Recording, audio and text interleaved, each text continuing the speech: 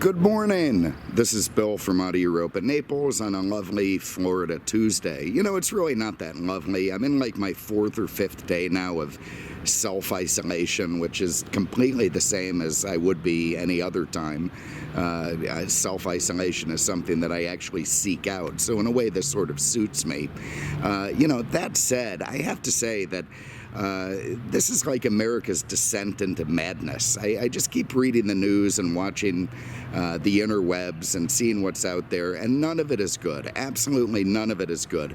No matter what you read, it's this fantastic mixture between terrifying, and it's just, I don't know.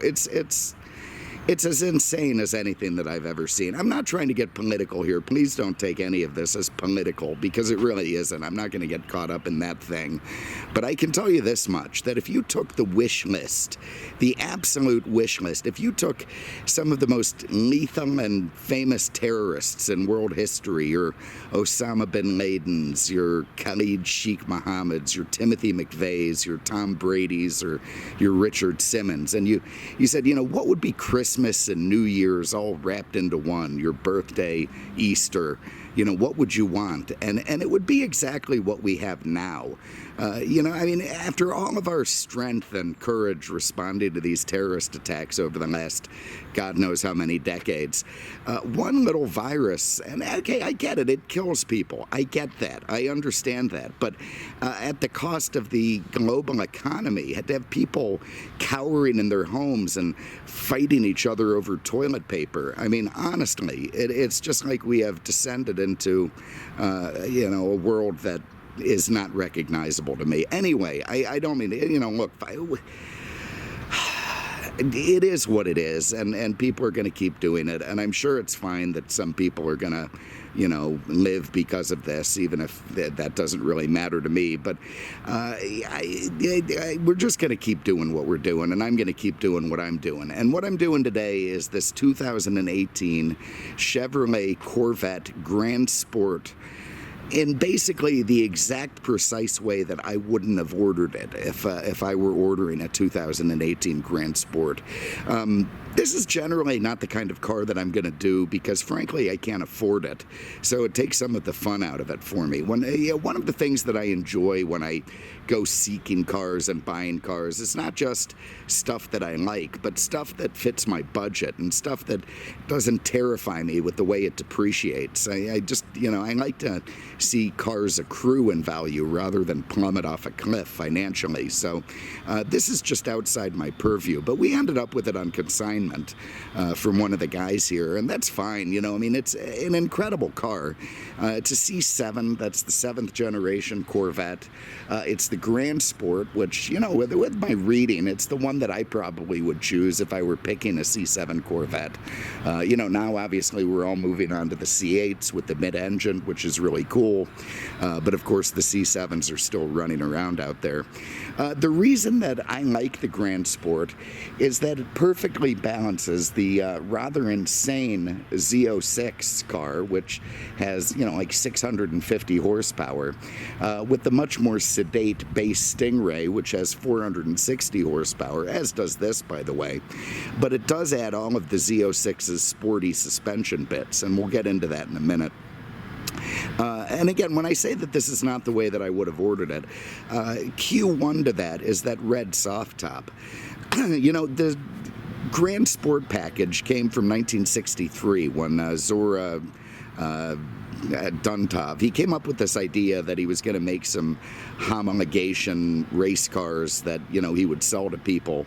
They would use them on the racetracks and sort of enhance the Chevrolet and the Corvette name. Well, GM, obviously not very fun people in those days, they decided to quash that. So they only made like 5 or 6 of them, and they went out to people like Roger Penske and A.J. Foyt, and they did campaign the cars privately.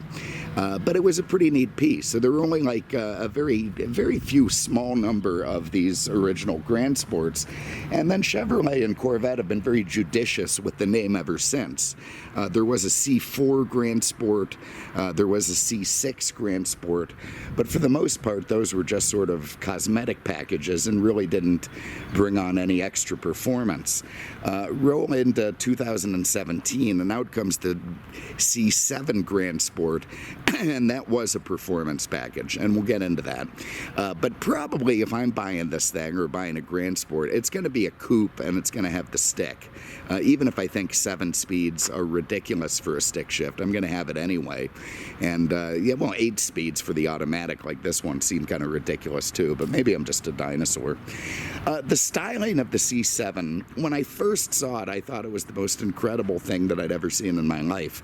And then it kind of wore on me. I thought maybe, okay, well, they've kind of overdone it a little bit in trying to, make this domestic car look like some kind of an Italian exotic. I mean, it's got scoops and vents and holes and, it's got running boards, for Christ's sake.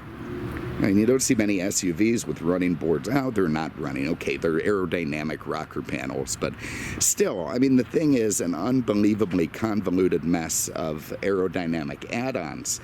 And until I actually get in them and drive them, I don't appreciate that. But, the driving does sort of tend to... Look at that stubby, weird, flat tail. Just straight up and down. Anyway...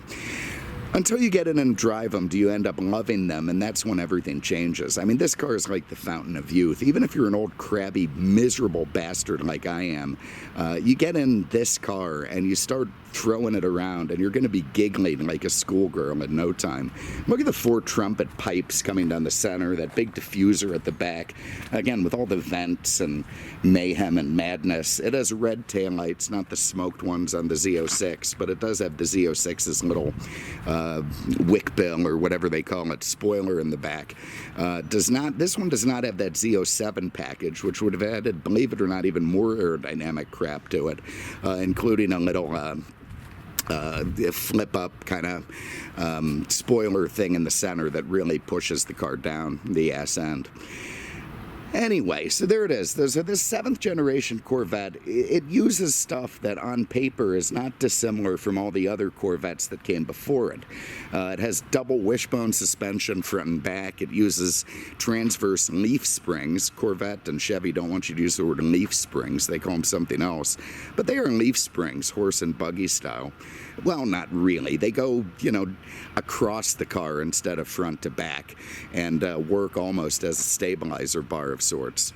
Now, it does use this incredible Delphi system, the meteorological magnetic dampening system, the shocks, that is so good that even, Ferrari uses it, Audi got it for the TT and the R8, and, some other companies have signed on to it, and that's pretty neat stuff, and it works fantastically well. What it really does in this car is make it, like when you get in a Mercedes and it's got like a comfort and sport setting, for the most part there's very little difference between the two. This car has like 4 or 5 different settings on the suspension, engine, tuning, exhaust, and there really is a significant difference between them. And that is pretty neat stuff. You can see this one also has the carbon ceramic brakes, which are hilarious. It's like an $8,000 option. It comes with the Z07 package, and there's not much. The cost of these brakes as a standalone option is like $8,000, and the Z07 package is like 10 or 11. So you're better off just going with the full Z07 package. That didn't happen on this one. It just got the ceramic brake option on top of its others, which is fine. But I mean, the guys who use, what this car reminds me of is the E36 M3s. If you remember those things, that was like I don't know, 1992 to 1998. And the vast bulk of them were convertibles with automatics. And it just seemed, what they'd done is taken this track car, this track dog. People loved it, obviously. And then a bunch of old guys decided to drive it to Eagles concerts. So it became something that wasn't a track dog anymore. It just became, the BMW to have. And to a certain extent, that's what this Grand Sport is. When you get it with the automatic and the drop top, you're not really showing yourself off to be a track dog. What you're doing is sort of, this is how I want to show up. And, there's not a damn thing wrong with that. But it's not why I would buy one. I mean, I want to keep a low profile. That's why I would drive some sort of Citroen traction Avant if I could. Anyway, what do we got? So there it is. There's this rather attractive Corvette, and let's just get into the damn thing. One thing that sort of offends me about this, it has a $94,000 window sticker, which seems shockingly expensive. They always talk about the Corvette being the performance bargain, but, well, that's a lot of money for a performance. See if we can get in the trunk here. Press and hold the key. There it is. You do lose some luggage capacity when you have the convertible. There's a front license plate bracket, some other crap. There's an infant containment net in there. I'd like to deploy that. Also call that a third row seat for two-seaters. But, yeah, you get a decent enough trunk, again, for a performance car. So you're able to fit some golf clubs in there. Obviously, in this day and age, you might need some AR-15s or a sniper rifle to keep your toilet paper safe from Avengers.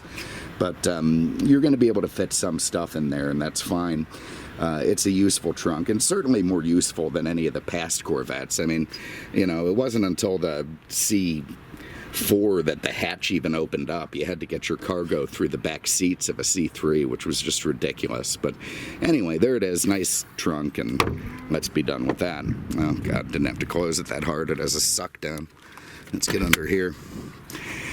So here is something magical, and that is this push rod 6.2 liter V8 that they put in these things. It puts out about 460 horsepower, actually, 425 foot-pounds of torque, and is a terrific engine. I mean, undeniably, this is what American muscle is all about. The sound this thing makes, the screaming, the torque, the rear tire explosions are incredible, and that is the joy of these modern generation Corvettes. Again, I'm into 78 Cougars and, old Cadillacs, which had 180 horsepower. When you're talking about, look at we got leaves here. When you're talking about 460 horsepower, that already seems like a lot. Now, if it was the Z06, this would be supercharged, and it would have 550 horsepower. And that gets to the point where you can't really use it. And I don't just mean the way, where you're going to go fast in that car. We've got a 55-mile-an-hour speed limit. No, I don't mean that. I just mean it starts to require rather incredible skills to keep a Z06 planted while you're using all of its horsepower. In this Grand Sport with less horsepower and all the Z06 suspension, it becomes much more manageable by the average guy like myself. I may be able to drive this thing on the track without killing myself or without scaring the living crap out of myself, and that is what makes this thing kind of neat. Some people compare this car, I hope you're sitting down, to a Miata in terms of it being... Well, here's this. The Miata is a momentum car, and what that means is it doesn't have shit for horsepower, but it handles really well, so you can run it around the track, and if you're brave, if you sort of know the limits of the car, you're going to be able to do these incredible turn-ins and carry speed through the corners that are going to keep you going fast. In fact, a very well-driven track-ready Miata can outperform a Z06 on a very short course that doesn't have a lot of straightaways because the horsepower advantage is lost. That's a momentum car. A horsepower car, it may handle okay, but the main crux of it is that it has, gobs and gobs of horsepower and torque under the hood, and you can just blast down the straightaways, 240 miles an hour in the Mulsanne straight, and pass everything else around there. So even if you're shit in the corners, course, your straight line speed is going to be very formidable. This perfectly cuts in between the two. I mean, you've got all of the Z06's handling upgrades. You've got the wider track. Why is our trunk still open? You've got the wider track, you've got the big brakes, you've got the stiffer suspension with all the track settings. There we go. And yet the horsepower rating is low enough that you can actually use that stuff without becoming, without living too dangerously. So let's get this top down. I will say that's probably the only benefit of the of the convertible top in the Grand Sport. Unless I have it on track settings, so we've already got that exhaust pipe as open as it can be. All right, so how do we run the top on this thing? There it is over here. There's a button here. So you press that. Windows go down. Back comes up. Up goes this little top cover. And down goes the convertible top quite quickly. And I understand that can be used up to 30 miles an hour. So that's kind of cool.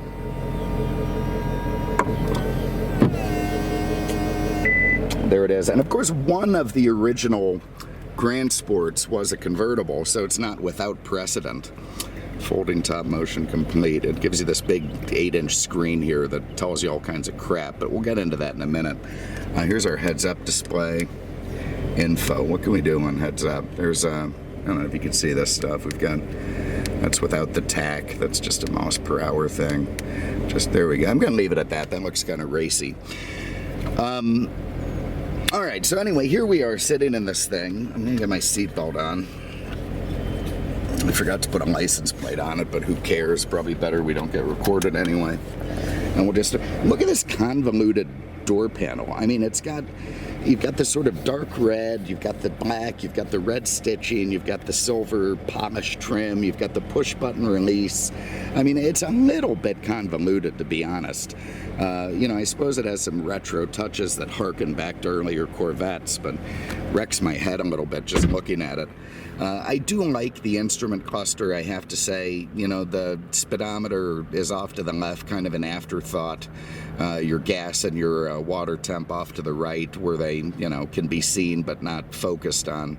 And then you've got this big programmable instrument cluster in the middle that'll, you can set it in eco and touring mode to give you, when you're listening to Elton John, or in performance or track mode, you can set it up like this, where it gives you the accelerometer, your G-forces, that sort of thing, which is all pretty cool. Here's where you get those different modes. So you can see I twist left or right. There we go from track to eco, so now we're going to make Ralph Nader happy. Weather, that's I presume if you have snow or such, God help you. Oh, that was tour we were on. All right, let's go into sport. And then track. Yeah, you see that exactly. So I was wrong. I had it in track when I shut it off. It must default to tour. But listen to that. So anyway, I'll bump it up a little bit. So I'm in tour. You can hear the pipes. There's sport, they get a lot deeper. So now you've opened up the exhaust. That has given you a little extra horsepower and certainly a more incredible sound. And then here we are in track, where the thing sounds like a GT40 from the 60s. Over here is an infotainment unit that probably would offend people spending $100,000 on a car in 2018 because it's a little bit last gen, but it's good enough. I mean, you can get into your I don't know, your radio. We got classic vinyl here. We got, there we do have Elton John going. I can't hear anything. Well, I'm not turning up volume. I'm changing. See, that's the kind of thing that really offends the crap out of me. Here is volume up here in a place where it's not that easy to reach. So this is tuning. Let's see what we got. Fine at REM. God, they can get old sometimes. But anyway, you probably have 32 speakers in here, and it all sounds fine and great and good enough. Go to our home, then you get into your phone. What's projection? Connect supported device. I have no idea what projection is, and I probably don't care. Your navigation, your more settings, your weather.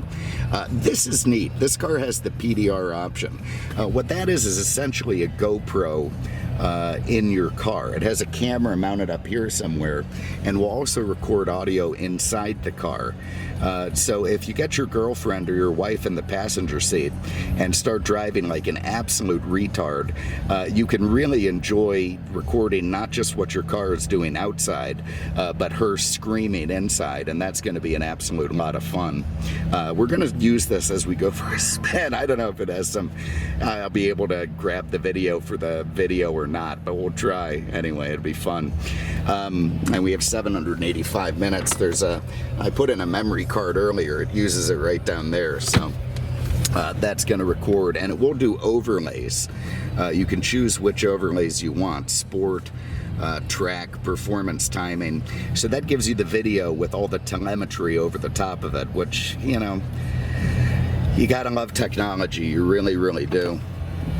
If you press that little button, it will reveal a little place behind it where you can put bags of cocaine, or you know, there's a USB port of some kind there. I really don't, you know, I don't know. If you paint the screen off there, I don't think the state trooper is going to find that. So you're going to be able to put all kinds of crap in there, and that's nice. The switchgear knobs, certainly a lot better than earlier Corvettes in terms of fit and finish. Is it up to the standards of what? I'll show you. There's another 2 USB ports here, so 3 total, more USB ports than passengers. Is it up to the standards of a $93,000 car? That's up for, I guess that's for you to decide. But anyway, there it is. You know, so again, if I'm ordering this thing, it's a coupe with the manual. I'm going to lay off some of the, you know, frilly options, and I can probably get this thing down into the $70,000 range, where it becomes the true performance bargain that it is. This does have cool and hot seats. That's nice stuff. Here you see the...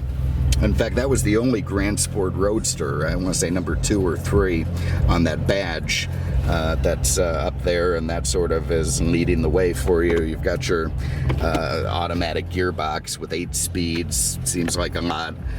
This is just a slightly better version of the cheap crap that they had in earlier Corvettes. They've given it a coating that's nice, and they've kind of made the mechanism a little less plasticky, but I'm not fooled. It's still really the same crap.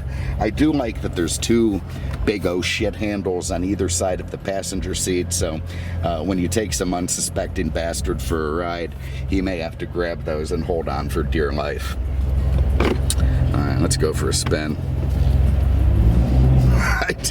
I have always loved Corvette's fender humps on either side.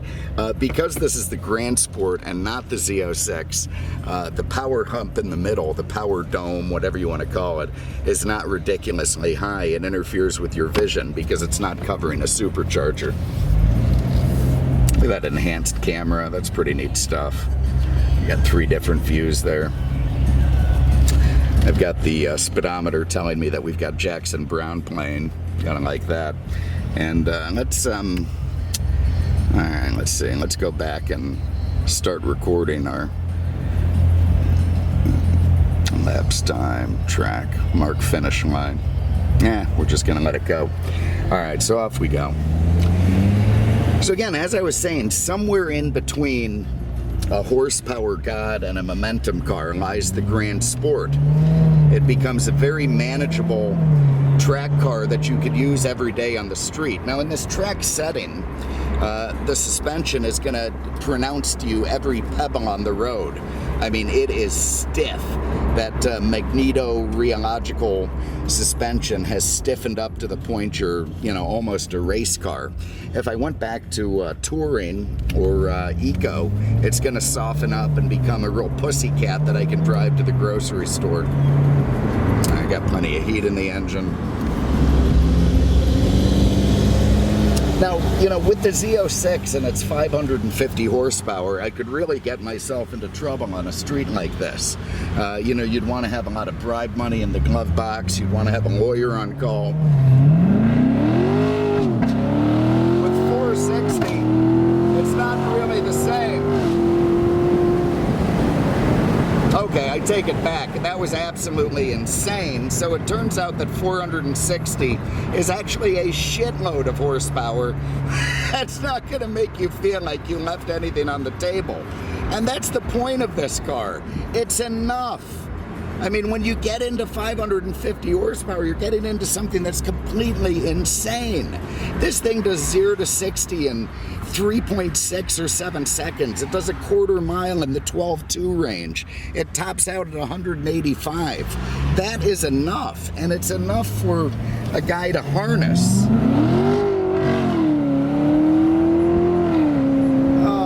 And the sound from those pipes, absolutely incredible, trumpeting out the back.